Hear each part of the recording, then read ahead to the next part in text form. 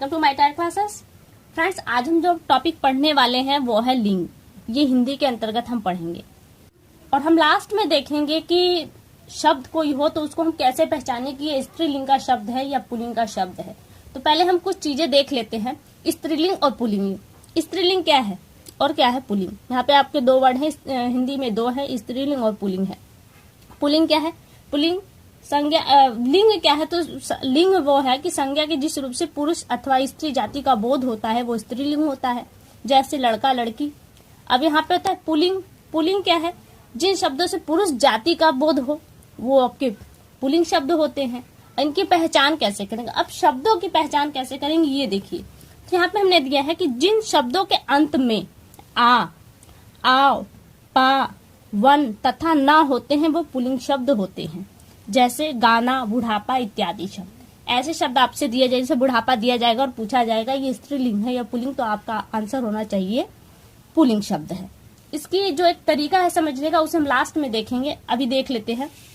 देखिए इसमें हमने पहला लिखा है शरीर के अधिकांश अंग आपके पुल्लिंग शब्द होते हैं, लेकिन इसमें हर एक चीज में एक अपवाद होता है। तो यहाँ पर भी अपवाद है, जैसे नाक, आंख, जीभ और आपका नस, हड्डी, ये आपके स्त्रीलिंग के अंतर्गत आते हैं। ये अपवाद है। वैसे तो सभी अंग आपके पुल्लिंग है, लेकिन नाक, आंख, जीभ, नस, हड्डी ये स्त्रीलिंग है, इसके अपवाद है। कभी कभी इसके शब्दों में ही घुस जाते हैं ऐसे वर्ड जो स्त्रीलिंग का बोध कराते हैं। देखिए अब रत्नों के नाम हैं, जैसे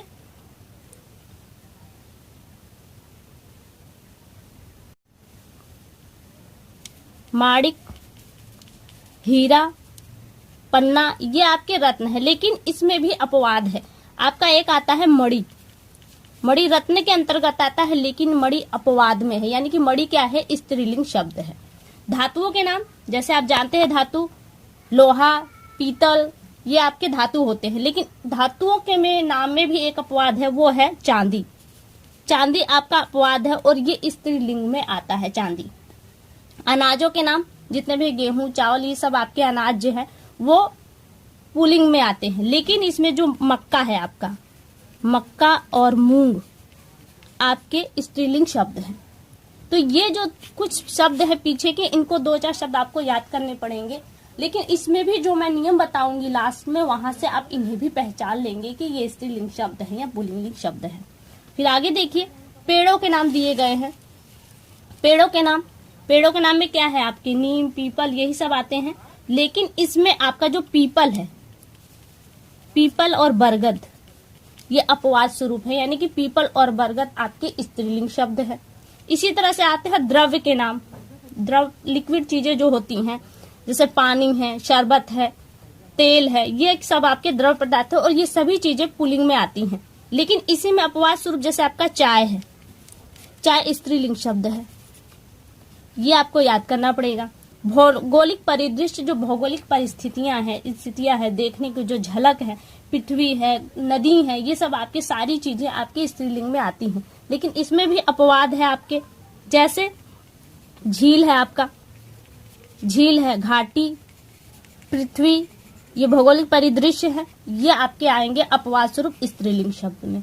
इसी तरह से महीनों के सभी नाम आपके आते हैं पुल्लिंग में, दिनों के सभी नाम आपके आते हैं पुल्लिंग में। दिनों के नाम जैसे सोमवार, मंगलवार, बुधवार। महीनों के नाम है जेठ, आषाढ़, सावन, भादो, ये होता है, तो ये आपके आते हैं पुल्लिंग में। अब देखिए, तो हमने यहाँ पे देख लिया पुल्लिंग शब्द। इसी तरह से अब देखते हैं हम स्त्रीलिंग शब्द। स्त्रीलिंग शब्द कौन से? देखिए स्त्रीलिंग पहले हम देख लेते हैं इसकी पहचान क्या है। इसकी पहचान देखिए यहाँ पे है, ख अंत वाले शब्द तथा भाववाचक संज्ञाओं के अंत में, अगर भाववाचक संज्ञाएं हैं उनके अंत में वट, त और हट होगा, वे स्त्रीलिंग शब्द होंगे, जैसे घबराहट, सजावट, मुस्कुराहट।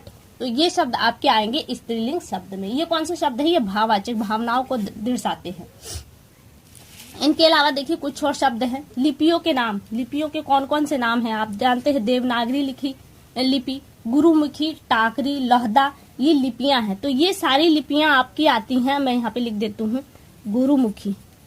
वैसे देवनागरी लिपि तो सभी लोग जानते होंगे, एक है टाकरी, एक है लहदा, ये आपकी लिपियां हैं जो वो स्त्रीलिंग शब्द होते हैं, इसमें कोई अपवाद नहीं है। तो ये क्या है, स्त्रीलिंग शब्द है। अब भाषा में आपका है हिंदी, अंग्रेजी, मलयालम, उर्दू, तेलुगु, ये जो भाषा के नाम हैं ये सारे शब्द आपके स्त्रीलिंग शब्द में आते हैं। अब आपका आ गया नदियों के नाम।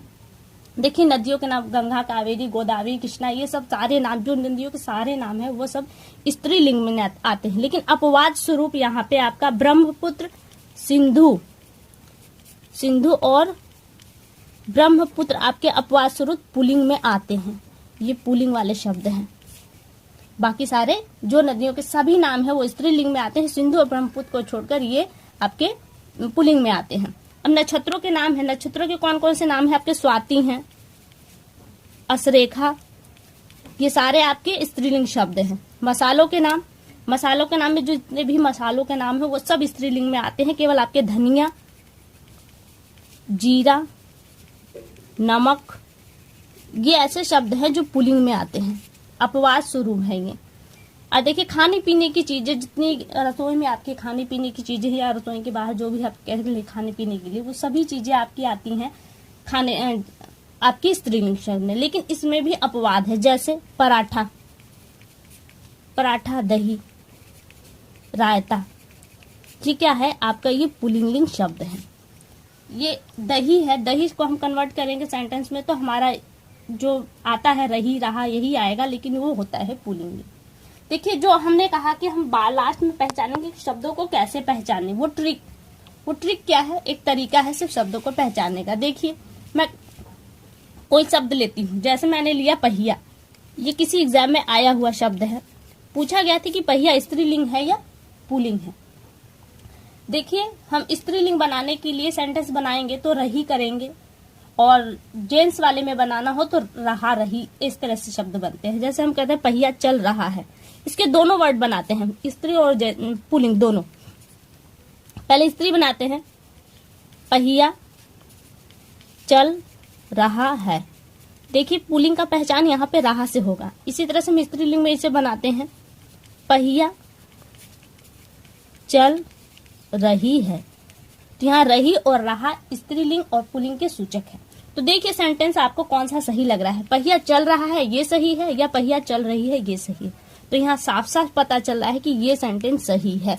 तो यानी कि किसका, रहा किस चीज का सूचक है, ये पुल्लिंग का सूचक है। तो यहाँ पे आपका पहिया किस में लिंग में आ गया, आपका पुल्लिंग में पहिया आ गया। इस तरह से हम दूसरा शब्द लेते हैं। मान लीजिए आपके एग्जाम में आ गया गंगा।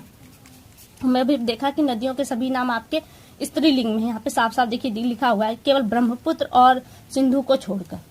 तो यहाँ पे भी हम इसको एक बार कन्वर्ट करके देख लेते हैं, शायद कुछ और अर्थ निकल जाए।